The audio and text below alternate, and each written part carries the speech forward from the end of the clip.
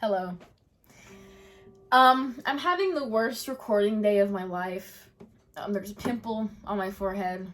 That came out to say hello to everyone. My back hurts. This is the most re-recorded song that I've ever had to do. Ever. And it's the easiest song. I mean, not vocally, but guitar-wise it is. And I'm gonna save everything I need to say to the very end as per usual. I just love songs like this. I just love recording days like this. It's awesome. Just so fun. Anyways, this is American Teenager by Ethel Cain. That's probably not the last time I'll be saying that, which is I'm just dreading it, but it'll be fine. I hope this is the last take. I really hope. Okay. This is the song.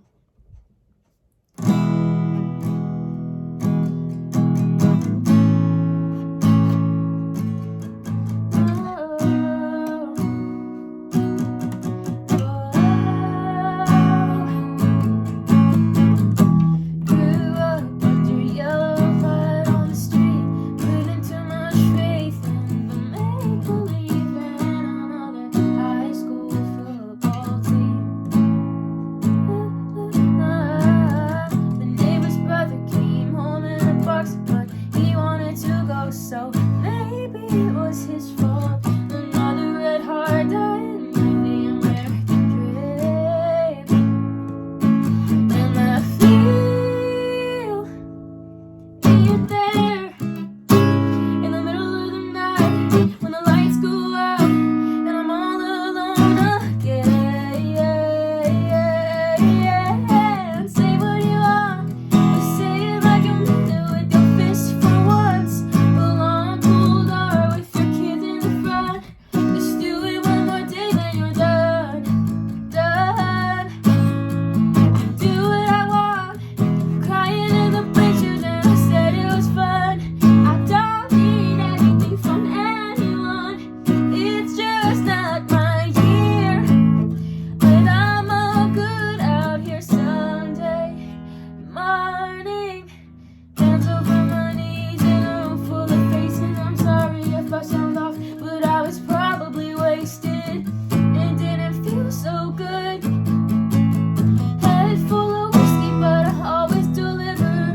Jesus, if you're listening, let me handle my liquor. Jesus, if you're there, why do I feel alone in this room with you? And I feel it there in the middle of the night when the lights go out, but I'm still standing here. Say what you want, say it like you mean it.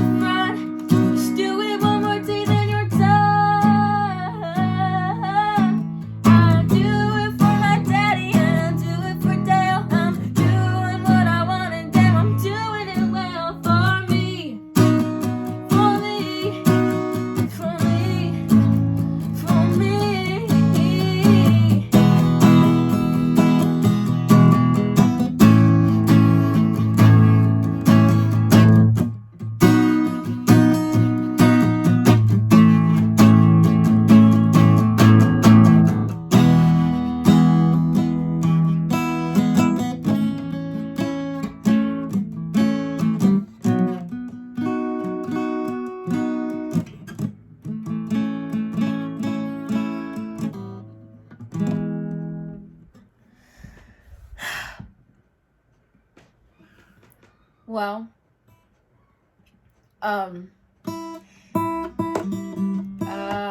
so I have a couple of announcements. Merry Christmas or whatever winter festivities you do. Happy New Year. I can't wait for y'all to see what I have for y'all. The little treats that I have this year.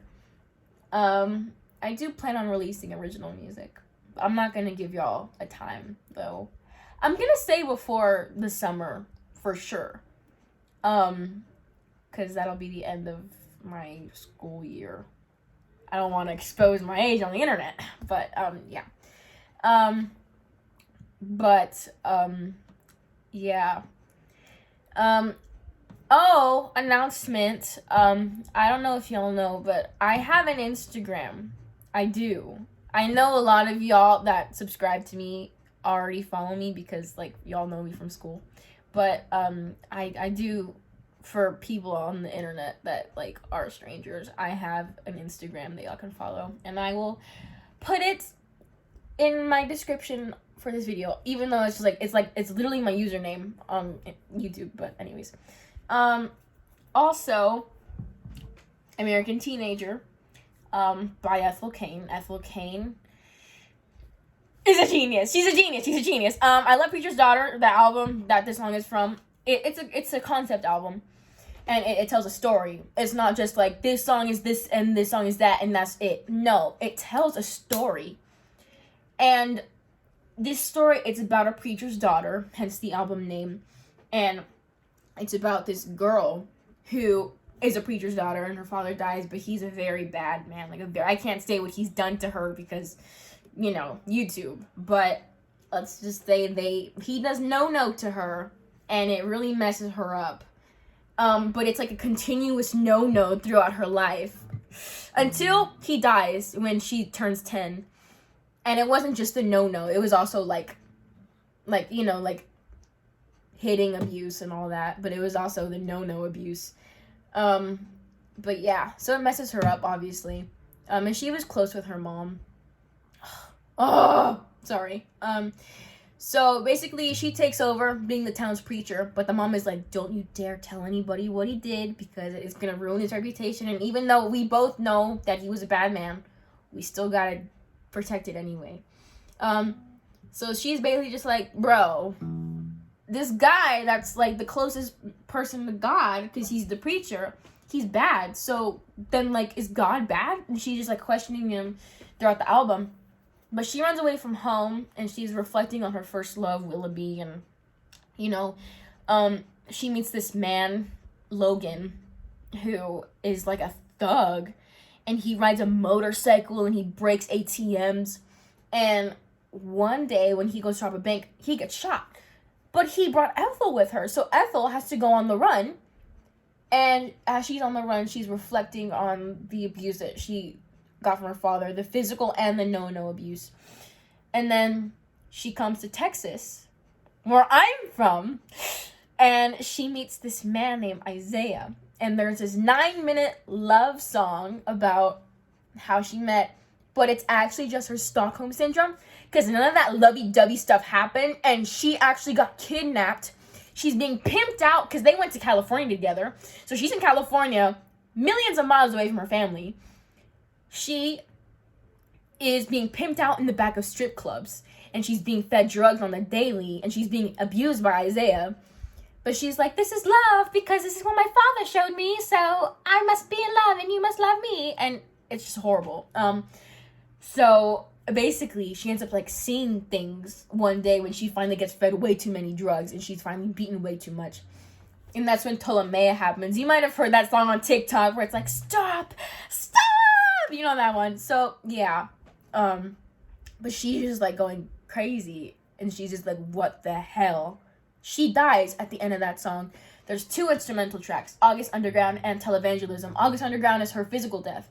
Televangelism is her sending into heaven. After that is Sun-Bleached Flies, where she's like, oh, wait, let me reflect on my life real quick. And she's just reflecting on all this and everything she's learned. Last song is Strangers, which may or may not be coming after this song.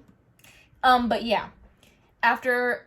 And in Strangers, she's in the present now. She's not just reflecting on her life. And she's like, okay, this man is eating me. He put me in a freezer and he ate me after he killed me. And now my mom is probably looking for me. But I'm being eaten. I'm literally being eaten. Like, what the hell? So it's crazy. And the whole album is just, there are so many lines in there that hit me, because I am a Catholic. I am considered a Catholic by other people, and I do consider myself a Catholic because I do believe, and I do religious extracurriculars, and I go to church, and you know, there's a bunch of Catholic imagery all over my house. And I was raised in it just because I was Mexican. And I'm not saying that I have to believe just because I'm Mexican, because I do believe, but, you know, there's never been songs that I've been able to listen to that, like, hit me. Because, like, all that there is of the genre, like, Catholic songs is, like, Hillsong worship. And there is Julian Baker, who's a part of, Boy Genius. I do listen to her songs, which, very good. But there's never been, like, an album or, like, a song that, like, is a genre, but it also hits me with lyrics that are very relatable. Like, the lyric in this song, Jesus, if you're there, why do I feel alone in this room with you? You're joking. And also, the line in Sun-Bleached Flies, which is the one where she's reflecting on her life, and she's like, God loves you, but not enough to save you. Are you kidding? Are you serious? And also the line where she's like, I knew in the end that nobody was coming for me, but I just kept praying and praying and praying. That line made me cry so hard the first time I heard it. I'm not even joking. That's beautiful. But yeah, Preacher's Daughter is one of the best albums that I've ever heard in my life. I think it's up there with A Fever You Can't Sweat Out by Panic at the Disco. That album has 0 skips. Preacher's Daughter has 0 skips. I used to skip Family Tree, not the intro, but the actual song that is the second to last song in Act 1. But now it's kind of grown on me. I do like Family Tree now, but I used to skip it, but it's just, like, amazing. Like, it's so good. What else? I did get a what did you get for Christmas? Tell me what you got for Christmas. I want to know. I got the Jurassic Park novel, which is gorier than the movie. Awesome. I got a turnboard to help with pirouettes for dance. And then I got a skeleton onesie like Miss Phoebe Bridgers, and I was gagged. It was insane, dude. I wore it all day on Christmas Day because I was like, oh my god, I'm her. I'm literally her. Anyways. But yeah. And also, if you've listened to Preacher's Daughter, talk to me about it in the comments, please. I'm begging you. Like, tell me what you felt when you went through it, what situation in your life you were in when you heard it, and how it helped you get through this and that. I just want to know. I want to know so bad. Please. Oh my god. I love Preacher's Daughter so much. I need to listen to the rest of her projects though. But right now, I'm just like, I need to get through this Preacher's Daughter era first, and then I promise, I will listen to her other stuff, but like, oh my god. Because I told myself I've known about Preacher's Daughter since like May of 2023, but I never really got around to listening to it just because I didn't feel like the vibe at the time in my life. And I did plan on listening to it in like November, December of 2023, but I was like, I'm gonna save it for January, because January is always the lamest time of my freaking life, dude. Like, nothing happens in January. So I was just like, okay, I'll save it for January. I'm so glad I saved it for January, because the weather lately has been hitting. Because you know, if you live in Texas, that winter doesn't really hit in December or November, but it hits in January and February. That's like peak Ethel Cain. Oh! It's just so good. And I'm so glad I finally get to experience it. It's just so good, dude. Oh my goodness. Like, it's just always in my mind. Like, if I had $1 for every time I've thought about it, I would have $1. Just because it's always in my mind. Like, it never leaves. I fall asleep to it. I wake up to it. I bake to it. I shower to it. I drive to it. I go to school to it. I take tests with it. It's become a part of me. It's literally become a part of me. Like, it's crazy. Oh my god. Literally, oh my god. Anyways, that's pretty much it. But I do have an Instagram. Tell me what your favorite song from Preacher's Daughter is if you heard it. And tell me what you got for Christmas.